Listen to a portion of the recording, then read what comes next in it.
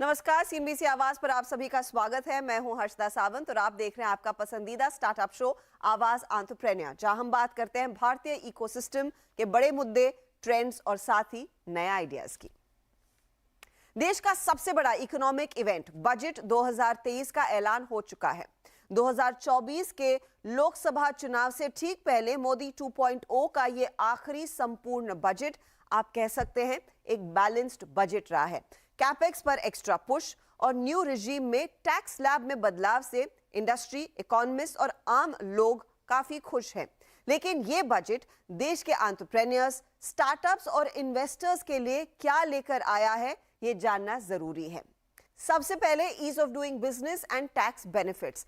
सरकार स्टार्टअप्स के लिए इनकम टैक्स बेनिफिट्स को 1 साल और एक्सटेंड कर रही है। कैरी फॉरवर्ड ऑफ लॉसेस का बेनिफिट जो 7 सालों तक मिलता था, इसके बजाय अब इसे 10 सालों तक मिलेगा। 39,000 से ज्यादा कंप्लायंसेस को कम किया जाएगा। साथ ही 3,400 लीगल प्रोविजंस को डीक्रिमिनलाइज किया जा रहा है। वहीं इस साल पूरा फोकस एग्रीकल्चर बेस्ड स्टार्टअप्स को बढ़ावा देने पर रहा। कृषि क्षेत्र में काम कर रही है स्टार्टअप से टेक्नोलॉजी कंपनियों को प्रोत्साहन देने के लिए अब एक खास एग्रीकल्चर एक्सेलरेटर फंड भी सेटअप किया जा रहा है। इसके अलावा डिजिटल इंफ्रा को बड़ा पुश मिल रहा है। ईवी सेक्टर पर 1 साल और सब्सिडी बढ़ा दी गई है और साथ ही लिथियम आयन बैटरीज के लिए कस्टम ड्यूटी कट और फेम स्कीम को हायर एलोकेशंस भी मिला है और यह भी एक बड़ा पॉजिटिव है। यही नहीं, सरकार खास तौर से स्किलिंग पर फोकस कर रही है। जोर देते हुए उन्होंने कहा कि artificial intelligence, IoT, drone tech, VR में काम करने वाले लोगों की क्षमता बढ़नी चाहिए और इसीलिए स्किलिंग की जरूरत है, उस पर और पैसा खर्च किया जाएगा। लेकिन ये सब हेडलाइंस है। बजट भारतीय स्टार्टअप इकोसिस्टम के लिए वाकई में कितना बड़ा पॉजिटिव है और आगे किन और चीजों पर काम करने की जरूरत है, इसी पर बात करने के लिए मेरे साथ हैं इंडियन एंजल नेटवर्क की founder Padmaja Ruparel, EV startup Altigreen के को-फाउंडर शैलेंद्र गुप्ता और फसल जो एक एग्रीटेक कंपनी है, इस कंपनी के को-फाउंडर शैलेंद्र तिवारी। आप तीनों का ही स्वागत है। एक बड़ा इवेंट, सब लोग नजरें गड़ाए बैठते हैं कि क्या कुछ निकल कर आएगा और खास तौर से एक ऐसे इकोसिस्टम के लिए कई सारे अनाउंसमेंट्स की उम्मीद थी, कुछ आई कुछ रह गई। पद्मजा, मैं पहला आपसे टेक लेना चाहूंगी। इस बजट को आप कैसे देख रही हैं? क्या सारी उम्मीदों पर सरकार खरी उतरी है या फिर कुछ मिसेस हैं? शुक्रिया मुझे इस शो पे आमंत्रित करने के लिए। मेरे ख्याल से ये बजट जो ऑनरेबल फाइनेंस मिनिस्टर वित्त मंत्री ने भी कहा कि ये अमृत काल में टेक्नोलॉजी ड्रिवन और knowledge based driven go forward vision है। तो मेरे ख्याल से यदि हम टेक्नोलॉजी बेस्ड और नॉलेज बेस्ड देखते हैं तो startups absolutely centre of focus बन जाता है।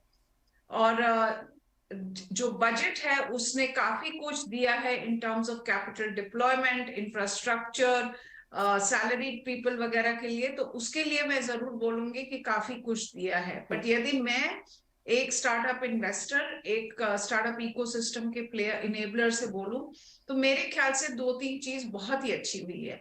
जैसे आपने खुद बोला कि entrepreneurship vital for development budget में बोला था वित्त मंत्री ने, और ये स्टार्टअप इकोसिस्टम ने प्रूव कर दिया है। पर मेरे ख्याल से 2-3 चीज जो मैं जरूर खोज रही थी इस बजट में, और इसका वजह ये है कि ये budget the last full budget होगा before 2024 when the national election शुरू होगा, तो नेक्स्ट ईयर का बजट ट्रंकेटेड होगा। एक तो मेरे ख्याल से एंजल टैक्स वापस हमें देखने मिला, और ये जाकर एंजल टैक्स एनआरआई या नॉन रेसिडेंट इन्वेस्टमेंट पे है। Correct. मेरे ख्याल से ये बहुत एक बड़ा स्टेप गलत लिया है, क्योंकि हम एफडीआई ला रहे थे, इसमें एंजल टैक्स में वैल्यूएशन आ जाएगा और valuation will be decided by the income tax officer. ये मेरे ख्याल से वेरी वेरी वेरी स्ट्रिंजेंट हो जाएगा स्टार्टअप्स के लिए, क्योंकि उनको कैपिटल मिलेगा और वो अब कन्वर्ट हो जाएगा इनकम में और उस पर टैक्स देंगे। तो मेरे ख्याल से ये बहुत है। दूसरी चीज जो हम खोज रहे थे कि गवर्नमेंट ने बहुत बढ़िया स्टेप लिया था दामोदरन कमेटी को सेटअप करने के लिए। जी हाँ। और उसका कहीं भी जिक्र नहीं हुआ, उसका कुछ रिकमेंडेशंस का क्या हुआ, वो मैं जरूर खोज रही थी। और तीसरी चीज जो बहुत ही इंपॉर्टेंट है एंजल टैक्स के साथ, कि ESOP monetization, ESOP tax should be taxed on monetization, वो हम बहुत साल से बोल रहे हैं। और capital gain tax in to encourage Indian companies should be levied at the level of public sector traded companies, वो हम खोज रहे थे। यदि हम ये तीन चीज एंजल टैक्स, ESOP और कैपिटल गेन्स को नहीं रिजॉल्व करेंगे, तो मेरे ख्याल से Indian companies will continue to go overseas. That flight of wealth, flight of talent, flight of knowledge and IP वो कंटिन्यू रहेगा। तो मेरे बेसिकली ख्याल से पद्मजा आप बेसिकली ये कह रही हैं कि बहुत सारी चीजें की हैं, लेकिन जो सबसे इंपॉर्टेंट मुद्दा था कैपिटल गेन्स का और ईसॉप का, उसे छुआने, उसका तो मैंने जिक्र भी नहीं सुना है, वो पॉलिसी डॉक्यूमेंट में मेरे ख्याल में कहीं मेंशन भी नहीं था। लेकिन हाँ, ये जो एंजल टैक्स के जो नियम भारत पे लग रहे थे, अब वो फॉरेन इन्वेस्टर्स पर लगेंगे। क्या इसको सरकार रीलुक कर सकती है? क्योंकि इस पर और क्लैरिटी की जरूरत है, क्योंकि यहाँ पर साफ नहीं है ये सभी फॉरेन इन्वेस्टर्स पर लगेगा, और इसमें क्या फॉरेन इन्वेस्टर्स जो फंड्स के तौर पे आते हैं, इंस्टीट्यूशनल इन्वेस्टर्स के तौर पर आते हैं, क्या उन पर भी ये टैक्स लगने वाला है? फिलहाल मैं जो समझी हूँ, ये फिलहाल ऑब्वियसली डिटेल्स अभी हमने देखे नहीं है बजट के जो निकलते हैं। मेरे ख्याल से फिलहाल इंडिविजुअल्स पे हम समझे हैं, हम क्लियर नहीं है कि ये इंस्टीट्यूशनल पे है। पर यदि इंस्टीट्यूशनल पे हुआ तो not only angel investing industry but VC industry खतरे में है, क्योंकि हमारा आज VC फंडिंग ज्यादातर आपको ओवरसीज मनी से आ रहा है। अभी भी डोमेस्टिक फंडिंग अभी नहीं खुला है। For instance IRDAI has not changed it's policies. तो ये हमारा इंडस्ट्री को बहुत बड़ा धक्का लगेगा। और मैं जरूर आपके चैनल से ये रिक्वेस्ट करूंगी मान्यवर ऑनरेबल वित्त मंत्री को, प्लीज जो इंडस्ट्री इतना कुछ कर रही है आज के दिन में, 50% ऑफ द कंपनीज बिल्ड कर रही है, स्टार्टअप्स बिल्ड कर रही है इंडिया में, but for global markets.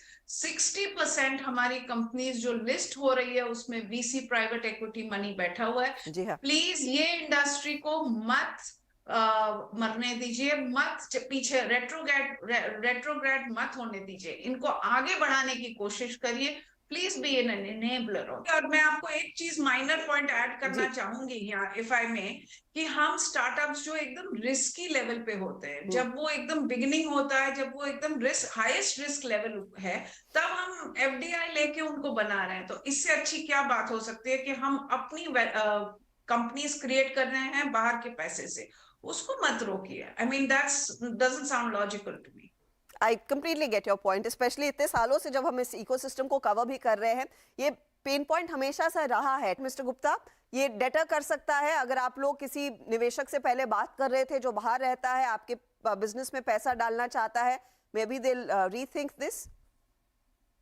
Rethink करने की बहुत सख्त जरूरत है। थैंक यू हर्षदा, धन्यवाद मुझे बुलाने के लिए। लेकिन मुझे लगता है ये पूरा एंजल टैक्स का मुद्दा बहुत सालों से चल रहा है और पूरे एंटरप्रेन्योरियल इकोसिस्टम के लिए बहुत ही नेगेटिव है।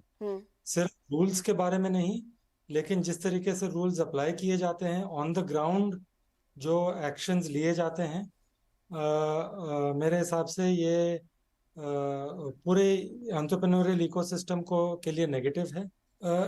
इसके अलावा अगर मैं बात करूं from the entrepreneurial ecosystem point of view, जो गवर्नमेंट का शॉर्ट टर्म थिंकिंग है उसमें थोड़ा प्रॉब्लम मुझे लगता है। क्योंकि अगर आप देखें टैक्स बेनिफिट, तो they have increased by 1 year. Companies जो अब 1 साल और तक जो सेटअप की जाएंगी उनको टैक्स बेनिफिट मिला जाएगा या स्टार्टअप की तरह से रिकॉग्नाइज किए जाएंगे जी। अभी तो स्टार्टअप इकोसिस्टम चाहे 3rd लार्जेस्ट है, 4th लार्जेस्ट है, जो भी है, लेकिन इंडिया के साइज के हिसाब से स्टार्टअप इकोसिस्टम अभी तो इन्फेंसी में है। अगर हम कहें कि सिर्फ जो अगले 1 साल तक कंपनी सेटअप की जाएंगी उन्हीं को टैक्स बेनिफिट मिलेंगे या स्टार्टअप बेनिफिट्स मिलेंगे, तो हम बेसिकली एंटरप्रेन्योर्स को कह रहे हैं कि भाई जो करना है अगले साल में कर लो, उसके बाद आप छोड़ दीजिए। तो ये शॉर्ट टर्म थिंकिंग थोड़ी सी प्रॉब्लमेटिक है मेरे हिसाब से। एग्रीकल्चर को लेकर इस बारी काफी सुनने को मिला है और कृषि एक ऐसा क्षेत्र है जहां पर जितना करें कम लगता है। एग्रीकल्चरल स्टार्टअप्स के लिए खास प्रावधान आए हैं। शैलेंद्र तिवारी, क्या ये एक विन विन उस लिहाज से साबित होता हुआ दिखाई दे सकता है आपके सेक्टर के लिए, फसल जैसी कंपनियों के लिए? इन जनरल ऐसा लगता है कि इकोनॉमी की एक्टिविटीज पर करने की कोशिश की जा रही है और government is spending heavily on infrastructure side as well. Specially अगर मैं एग्री के पॉइंट ऑफ व्यू से देखूं तो मुझे बहुत सारी पॉजिटिविटीज दिखाई देती हैं इस बजट में।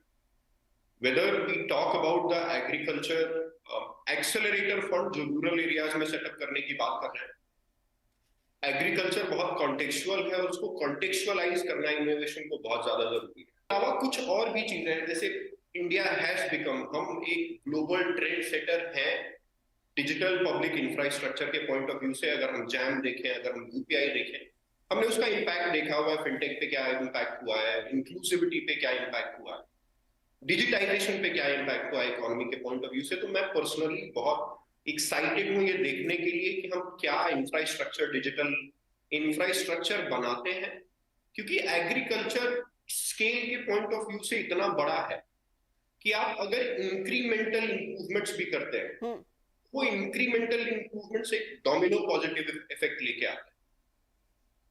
इसके अलावा कुछ जो ऐसी चीजें हैं जो थोड़ी दबी सी रह गई लेकिन मुझे पर्सनली बहुत ही ज्यादा इंकरेजिंग लगती हैं, वो स्पेशली बायो फर्टिलाइजर की साइड पे, ऑल्टरनेटिव पेस्टिसाइड की साइड पे जी पर्सनली लगता है कि इंडिया का जो पोटेंशियल है एग्रीकल्चर या हॉर्टिकल्चर जहां पे हम काम करते हैं, वो थोड़ा इम्पेडिमेंट में है। इसलिए क्योंकि somebody I was talking to yesterday, उन्होंने कहा कि India is a country of plenty.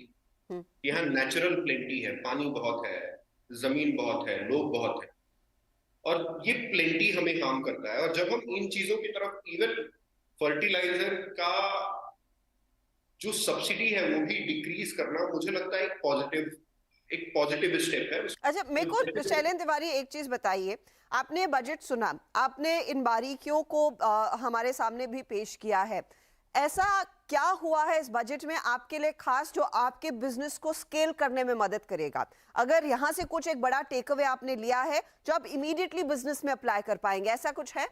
और is it just long term planning? I think long term plan तो है ही हर्षदा, कुछ छोटे स्टेप्स भी हैं। जैसे सबसे बड़ी बात है, budget sets the narrative of thinking.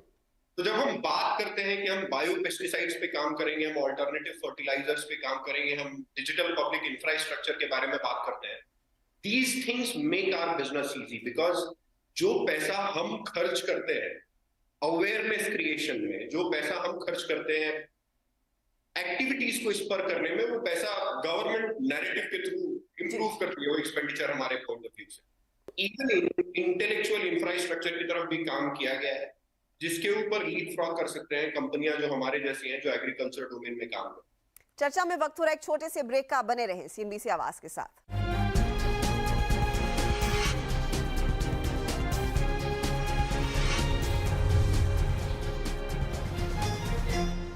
Welcome back, आप देख रहे हैं आवाज एंटरप्रेन्योर और आज फोकस है बजट 2023 पर।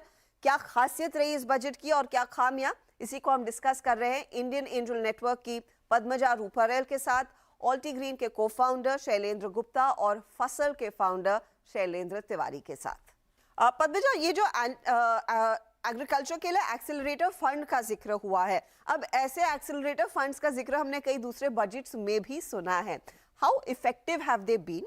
उसमें से कितना वाकई में फंड्स स्टार्टअप्स के हाथ लगता है और ये कितनी बड़ी अपॉर्चुनिटी होगी? हमारे जो ऑनरेबल प्राइम मिनिस्टर, प्रधानमंत्री है, उन्होंने इंडिया एट 100 2047 का जो विजन डाला है, उसमें बिना स्टार्टअप्स के हम आगे बढ़ ही नहीं सकते हैं। वो रास्ता हम पकड़ ही नहीं पाएंगे यदि स्टार्टअप्स इनोवेट नहीं करेंगे, डिस्टर्ब नहीं करेंगे, बिजनेस मॉडल्स नहीं लाएंगे, टेक्नोलॉजी लेवरेज नहीं करेंगे।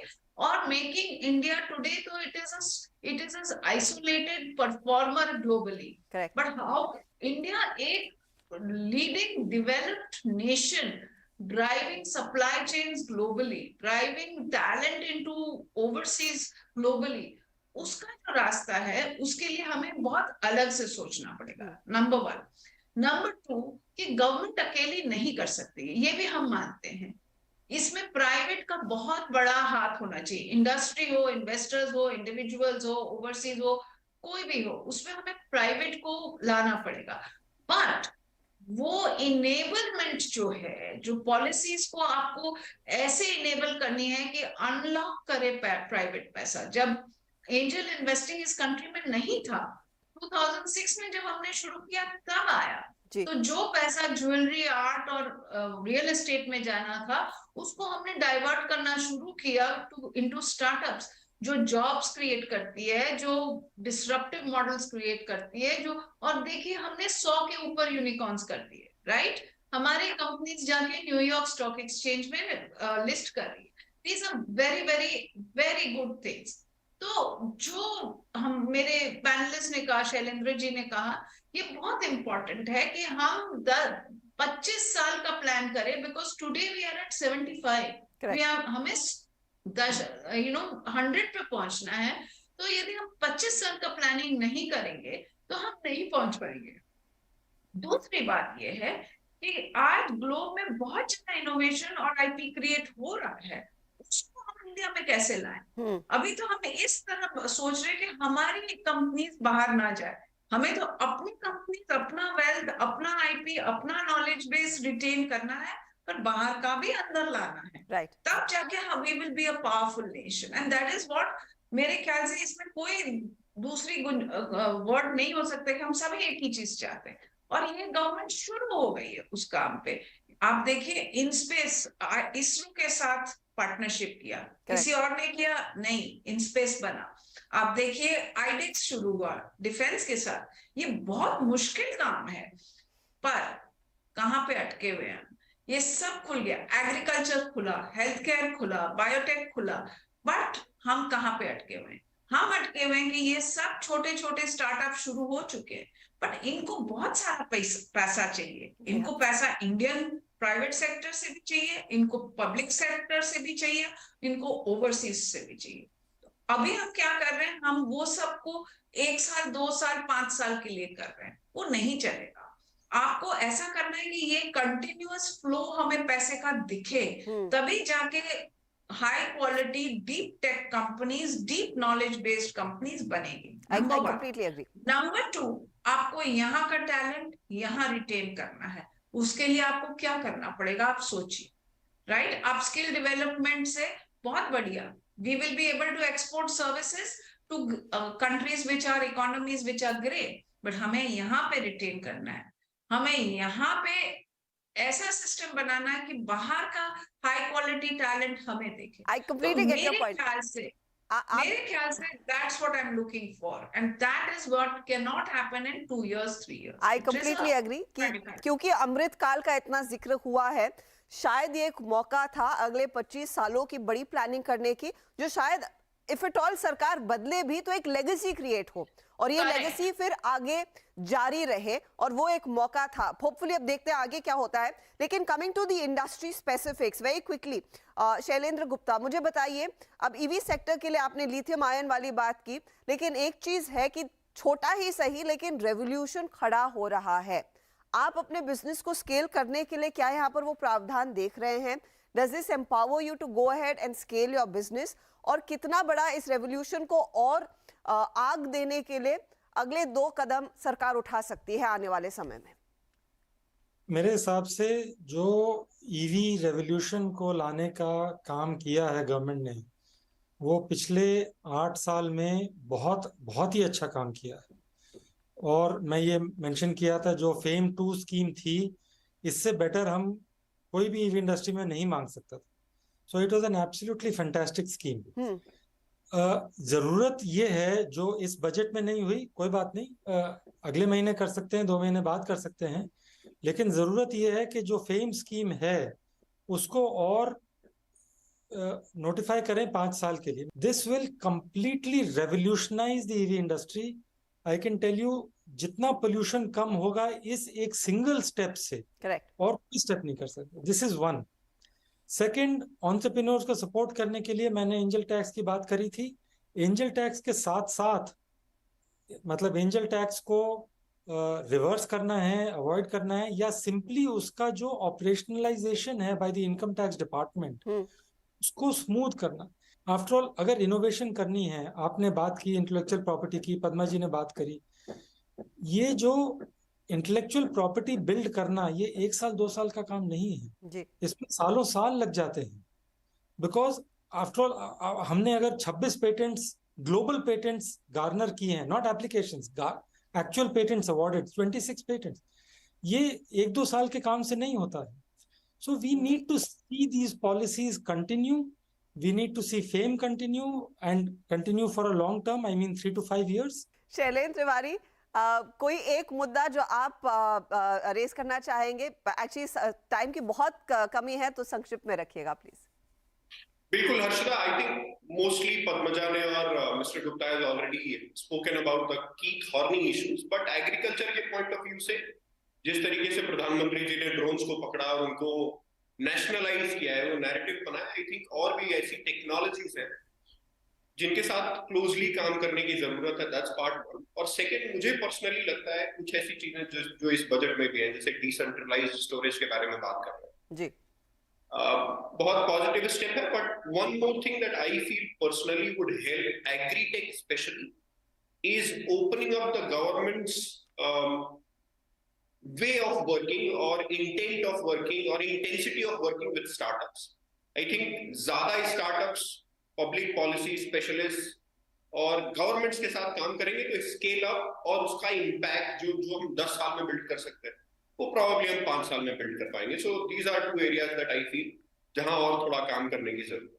चलिए, बहुत बहुत शुक्रिया आप तीनों का हमारे लिए समय निकालने के लिए। इस चर्चा में जितनी हमने पॉइंट्स रेस किए, मैं उम्मीद यही कर रही हूँ उस पर आगे सरकार जोर दे। भले ही ये एक बजट आ चुका है, लेकिन हाँ, एक मौका है 1 साल में काफी कुछ करने का। शुक्रिया and all the very best to all 3 of you. Thank you. तो अंग्रेजी में कहावत है, miles to go before I sleep. ये बजट वैसा ही लग रहा है कि आगे काफी कुछ काम करने की जरूरत है भारतीय स्टार्टअप इकोसिस्टम को और मजबूत करने के लिए। चलिए, इसी के साथ हमें भी दीजिए इजाजत। आपको हमारा शो कैसा लगा, इसका फीडबैक आप हमें दे सकते हैं। सोशल मीडिया पर हम मौजूद हैं। अगले हफ्ते फिर मिलेंगे। Good bye, take care.